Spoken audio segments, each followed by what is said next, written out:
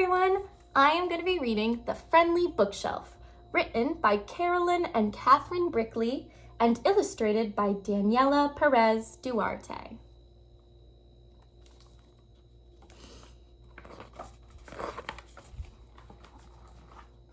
Once upon a time, in a library like any other, there lived a little bookshelf named Bibley.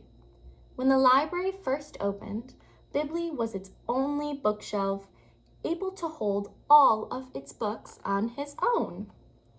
But as the library grew, it wasn't long before the librarians had to bring in another bookshelf, and then another, and then another. Before he knew it, Bibley found himself hidden away in the very back corner of the children's section, alone and mostly forgotten.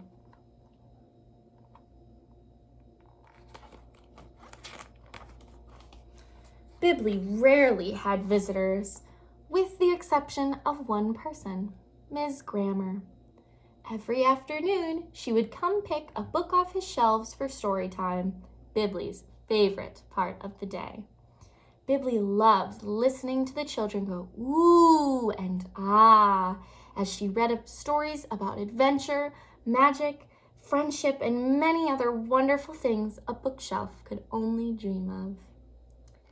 But while listening to these tales, Bibley couldn't help but notice that never, not once, had he heard a story about a bookshelf like him. What would a story about a bookshelf be like, Bibley would wonder? Would Ms. Grammer choose it for story time? Would it make the children crowd around and go ooh and ah?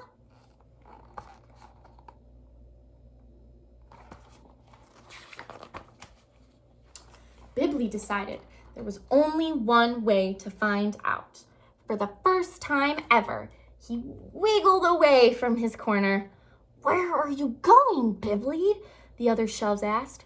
"Why, I'm going to look for a book about a bookshelf." The others gasped. "A book about a bookshelf," they cried in perfect unison. "Oh, no, Bibley," said the straightest, sturdiest, and most spacious bookcase, or as the other shelves called her, the Queen Bee. "Bookshelves are meant to hold stories, not have ones of their own." Discouraged, Bibley returned to his corner, still carrying the question, could there be a story somewhere about a bookshelf like me?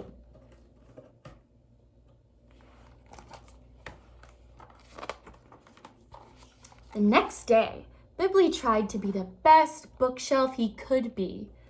The other shelves looked on proudly as he stood just as still, straight, and silent as them. But when a girl wandered in, looking for a spot to sit, Bibley began to feel a bit antsy. Bibley watched as the girl glanced about for any place that could be hers. He noticed a tear form in her eye, and then another. "I can't just stand still," Bibley thought. "What would happen if I—" Ignoring the disapproving glances of the surrounding shelves, Bibley scooted to the side as much as his little corner would allow and made a place for her to sit.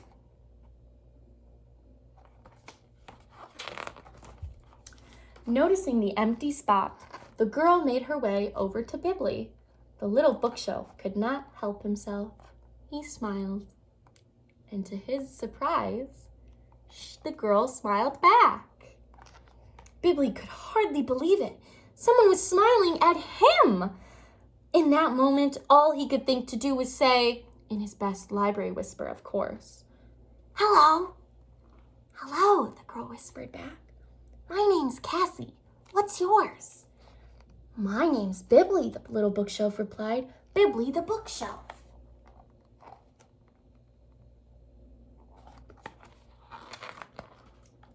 The next day, when Cassie returned to the library, she immediately sat down next to Bibley, and the day after, and the day after that. Bibley had never been happier. And it just so happened that he began to notice others like Cassie, who were in need of a little help. Once again, he found himself thinking, "I can't just stand still. and off he went, lending the kind of helping hand that only a bookshelf can.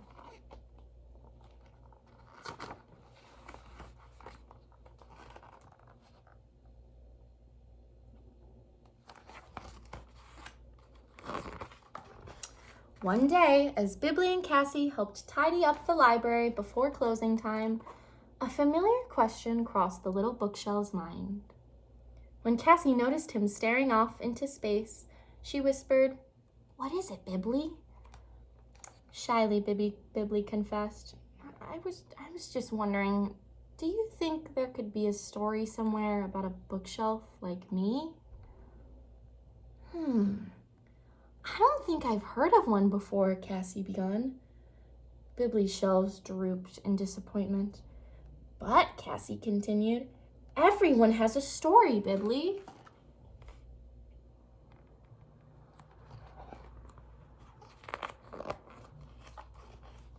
The following afternoon, Bibli was surprised when Cassie didn't make her way to her usual spot. Instead, Bibli watched as Cassie walked over to Miss Grammar and whispered something in her ear. Miss Grammar nodded, and the two headed toward story time together.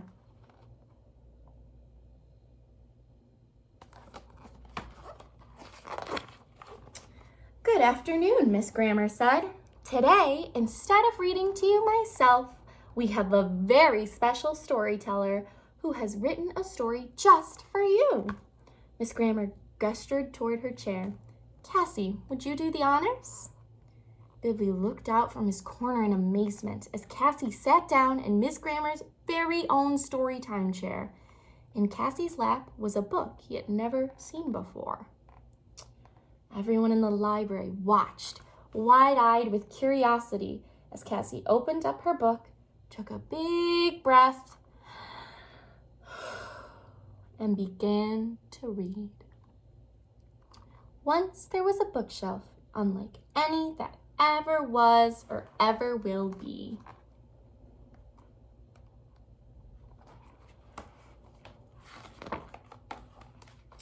Ooh, ah.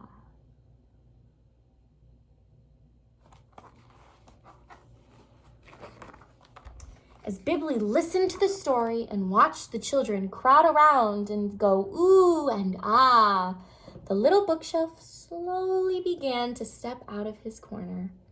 "Where are you going, Bibli?" the other shelves asked, surprised. "Why, I'm going to listen to a story about a bookshelf."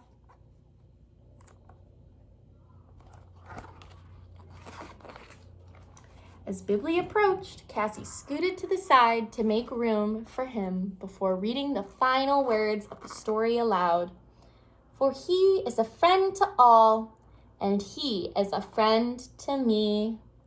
As Cassie closed the book, everybody and every bookshelf in the room burst into applause for the very first story about a bookshelf ever told.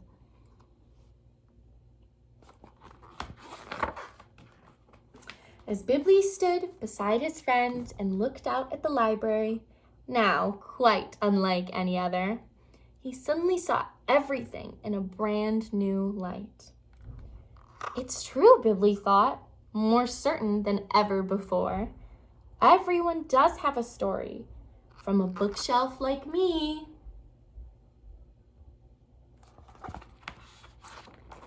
to a person like you. The end.